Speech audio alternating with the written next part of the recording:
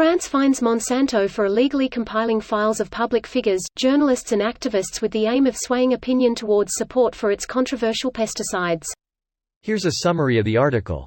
France's Personal Data Protection Agency on Wednesday fined U.S. firm Monsanto for illegally compiling files of public figures, journalists and activists with the aim of swaying opinion towards support for its controversial pesticides. Compiling lists of contacts was not in itself illegal, the agency said, but only people who could reasonably expect to figure on such lists because of their business sector or their public standing should have been included. Data had to be collected legally and targets informed, including of their right to refuse being listed. Monsanto gave a rating of 1 to 5 to each of the over 200 people on its French lists corresponding to their estimated influence, credibility and level of support for Monsanto on several topics, especially pesticides and genetically modified crops. The case, first reported by French media Le Monde and France 2 Television in 2019, quickly spread to other European countries where Monsanto was also keeping lists. Lawyers hired by Bayer, which had acquired Monsanto the previous year, said that they found close to 1,500 politicians, journalists and others located primarily within the EU on stakeholder lists maintained by Monsanto's public relations agency Fleischmann-Hillard. AFP in 2019 filed a complaint with CNIL because some of its journalists were on Monsanto's list, saying it considers practices of this kind to be totally unacceptable. This post received a score of 19,000, with an upvote ratio of 96%. Here are the top comments in response to this article. I'm beginning to think we shouldn't trust this Monsanto. Why? Don't you want the amazing superpower of cancer in limbless babies? Okay, the list was obviously just step 1. What would have been step 2? Article about how Syngenta, the creator of the number 2 most popular herbicide, atrazine, stalked and sought to systematically discredit Tyrone Hayes, a scientist who found that it could have negative impacts on endocrine development of amphibians.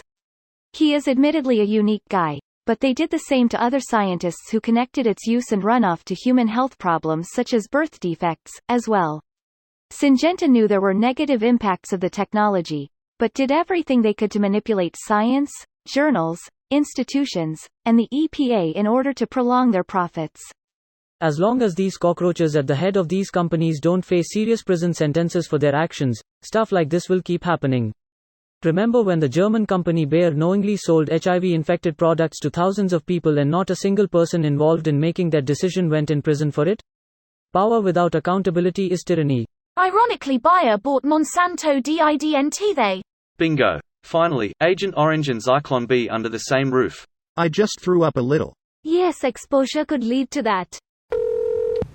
Is this data collection and ranking what lobby groups do? It looks like having a list isn't an issue, it's possibly the method used to make that list that's the issue here. What's legal and illegal for PR and lobbying? I know what I've seen for PR in other companies, usually just putting articles, statements, information together around product releases, but usually lobbying is done by third parties. It looks like Bayer started insourcing its PR and didn't ask for some sort of permission to do so. The issue is that in France, anyone making a list that contains your name must inform you and give you the ability to check what information is attached to it and correct or even remove it if you wish so. This law is mostly meant to rein in data collection and sharing across companies. If you register on a website, you should remain in control of that data, and there's gray areas. But overall it has forced corporations to think twice before juggling around with personal data. Thanks. I was wondering if this was a GDPR violation or something else. That all makes more sense now. France started working on data privacy since 1978. GDPR is, in some ways, a European extension of some of that work. Commission nationale de l'informatique et des libertés Wikipedia. This video was automatically created by Reddit to speech. The article and comments in this video were selected from Reddit according to their upvotes, and any paraphrasing was performed by smmry.com, without any human intervention.